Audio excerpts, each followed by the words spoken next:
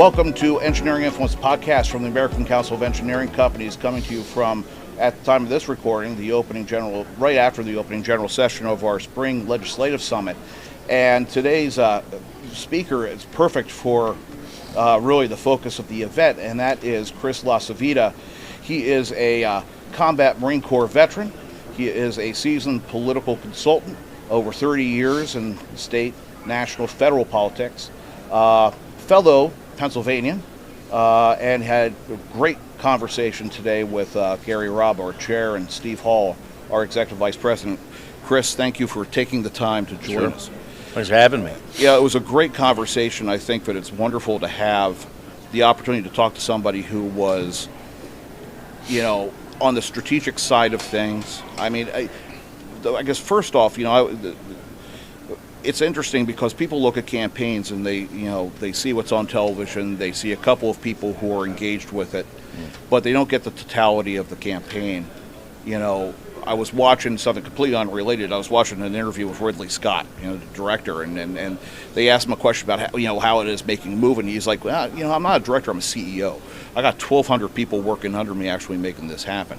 Can you give kind of like a size and scope of exactly how big this operation was for the re-elect, and then like how many people are actually involved, to give an idea of exactly what goes into it?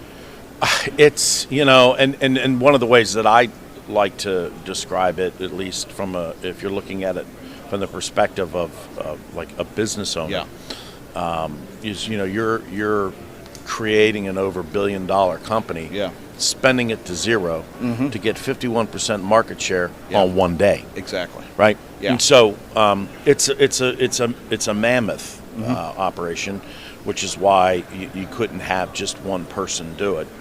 Susie Wiles and I co-managed a campaign together, and we had an enormous amount of talented people running different divisions of the campaign, whether it was communications or political, and many of those people are now in the West Wing. So but first of all, it's the motivation, right? The motivation, the team aspect, which is and the mission oriented focus, which was winning. That's all we cared about. It's just winning. And but we're looking at probably 400 or 500 people around the country. That doesn't include tens of thousands of volunteers. Exactly. And then on top of that, you had the Republican National Committee, which I was also the chief of staff to. And we had to put together, a 2-week convention where, which was and is a made-for-TV event. Yeah. So, just a sheer massive operation, and again, you can't accomplish anything like that without a great leader. Of course, Donald Trump made things as the candidate. People laugh when I say he made things easy. Because they go, oh, well, what do you mean? How? It really did, because the clarity of the message, there's never any ambiguity, like none. And the clarity of the mission, and the manner in which the message is communicated. You can't be tough enough. You can't be aggressive enough.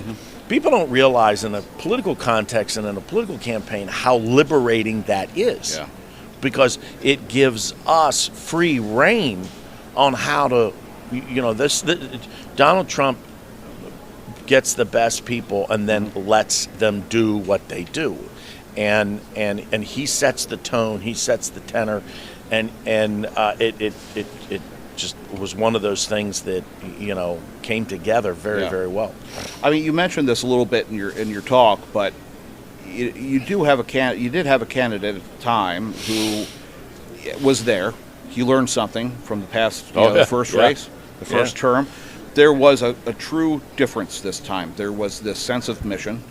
You had a core group of people who knew what they needed to do. They've been there. I mean, it was a true reset of going in and saying, yes, we're going to win, and this is how we're going to do it. And it was much more of a unity of focus and message than there was the first time around. And the first time around, it was a different environment. first-time candidate, and of course, the Clinton campaign was something completely different. Yeah. But of course, in this case, we're taking on an incumbent president. Yeah. Right. 2016, that was an open seat. So, trying to go up against an incumbent president is a much more difficult, thing to do, because they have the power of the incumbency. They have the power of the, everything that comes with being, an incumbent president. But but again, the years are different. Of course, 2020 was a completely different kind of campaign because he was at the time the incumbent president, and COVID really changed the way people did politics and saw politics. I think the left took advantage of that and obviously made it work to a way they felt benefited them. But but in terms of Donald Trump is still Donald Trump. But you don't, this was his third campaign for president. Yeah. And you're gonna pick up things along the way.